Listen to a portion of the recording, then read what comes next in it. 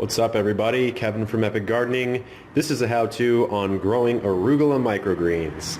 Now I use the Rocket Arugula cultivar and I get my seeds from Everwild Farms. It's just everwild.com. Really fantastic site, honestly. I think they're out in Wisconsin, all organic, all non-GMO, exceptionally fair pricing and really fast shipping. I'm not paid by them or anything, I just really like them. So you'll need seeds, clearly. And you'll need some sort of container. You can honestly grow them in anything that's about 2 inches deep or more and has sufficient surface area. I like to use these if I'm doing examples or tutorials, and I like to use a 10 by 20 propagation tray if I'm growing for production or restaurants or farmers markets. So you'll need something like this. You'll also need some soil, and if you've not seen a lot of my videos, then you'll probably be asking what type of soil are you using. Well, you can use an organic potting mix or really any potting mix if you don't care about it being organic. I like to cut my potting mix 50-50 with coconut coir, which is a crushed coconut husk, which obviously contains no inherent nutrition, but it does add some water retention property as well as effectively doubling the amount of soil that I have. And it's cheaper than soil, so it's basically bringing my cost per tray down for some of my raw inputs. So what you'll do is fill up your container, and as you can see, it's exceptionally level here. You want a level surface. You can even pat it down just a little bit. I would not recommend doing it too hard because you don't want to compact the soil and make it extremely hard for the roots to take root. But make sure you get it nice and uniform. I like to use a shaker, a herb shaker, just to get the seed out. Now let's talk about amount. If I was going to be growing this in a 10 by 20 tray for arugula, almost any variety, I'm using about an ounce per 10 by 20 tray.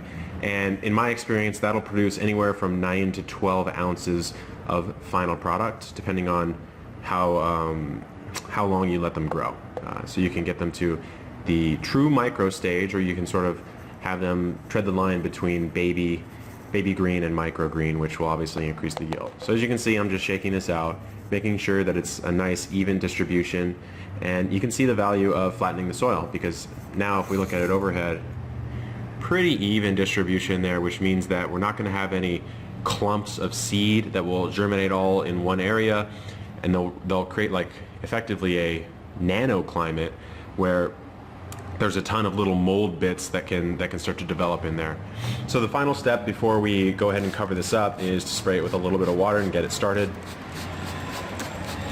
And then you'll want to cover it up. I would recommend something like aluminum foil here because you do want it to be black or dark.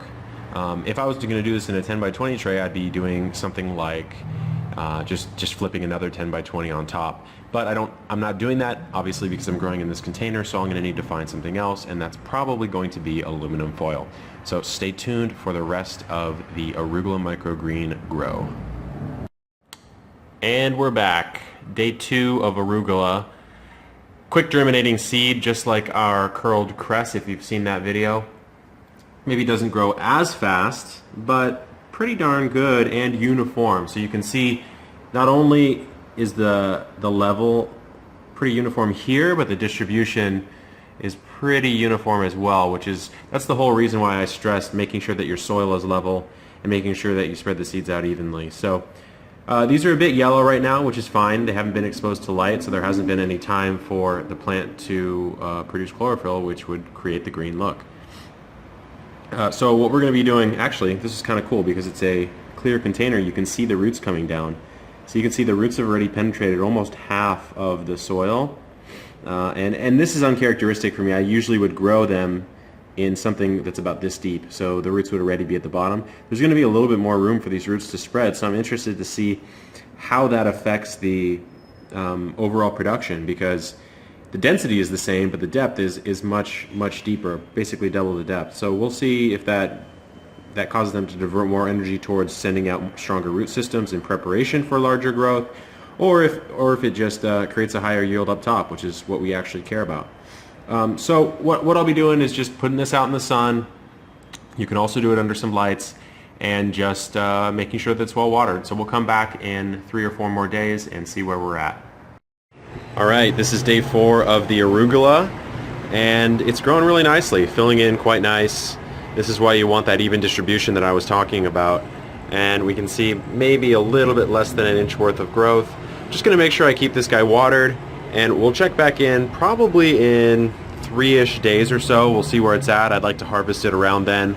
It'll be about a week.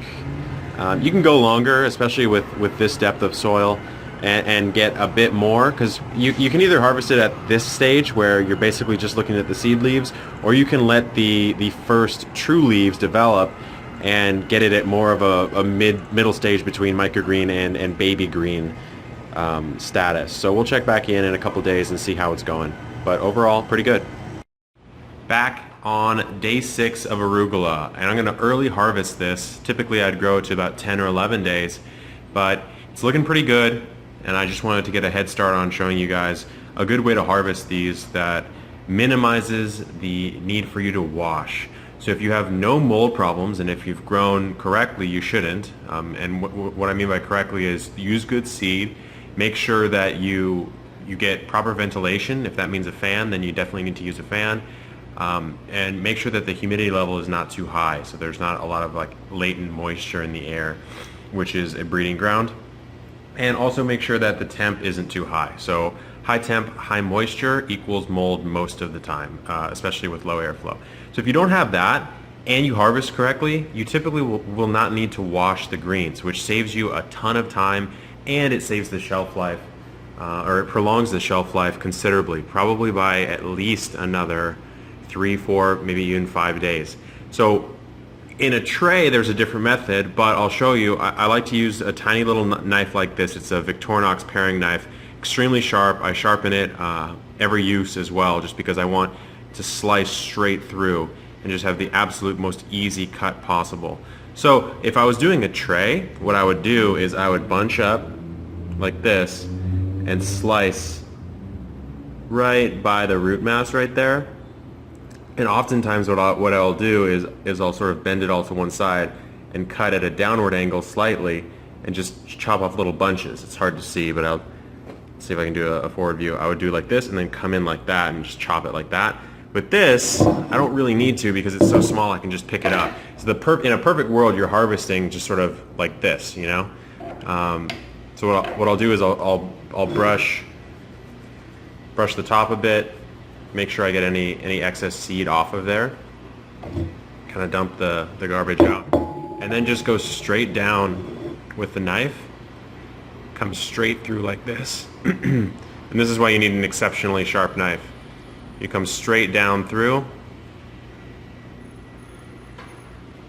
and you can see it's coming straight off.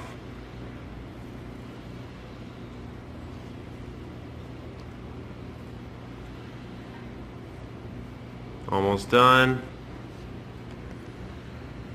And if you've done this correctly, there'll be almost no debris whatsoever besides the greens. And this is why you want to grow them a bit leggy, so you have some room, some playing room to cut off not 100% of the plant to get the yield that you want.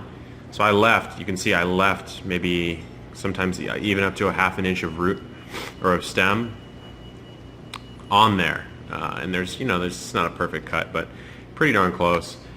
And then the final product is a relatively clean looking pile of arugula microgreens. So what I do is I sort of fluff it up,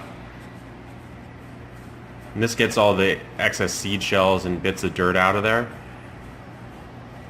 And then what I would do is I would transfer it to another bowl. I'll just put it on this cloth for now. Sort of shake it, transfer it to this over here, do the same here, and then you'll see what's left in there is a bit of dirt and a bit of seed, a bit of smaller bits that just aren't really worth harvesting, so that goes into waste. So we'll just dump this over here for now, just so I can show you what it'll look like in the end. Well, can't really do it, but you've got your arugula microgreens here. So 6 days. Obviously you can grow these on a tray and you'll get much more yield. A tray will give you about 12 ounces usually if you grow it to around 10 days or so before you harvest. So this is what you got, guys. I mean, arugula microgreens, exceptionally easy to grow, really good to add into salads, smoothies, garnishes, soups. I like to blend them into soups that I'm already making just to add a little bit more green in there. And it's tough because arugula microgreens is actually really spicy and peppery. So typically I do that with a different micro, like a spinach or a kale or something like that doesn't affect the flavor too much. But 6-7 days you can grow a significant amount of your own greens, and it's super easy. I mean, if you don't have the materials to do it the way that I do it normally, which is in the trays, do it in something like this. I mean, it doesn't really matter as long as you have soil, water, seeds, a container, and something to cover it with. Honestly, that's all you need. So this has been arugula microgreens, how to grow them, how to take care of them, and how to harvest them.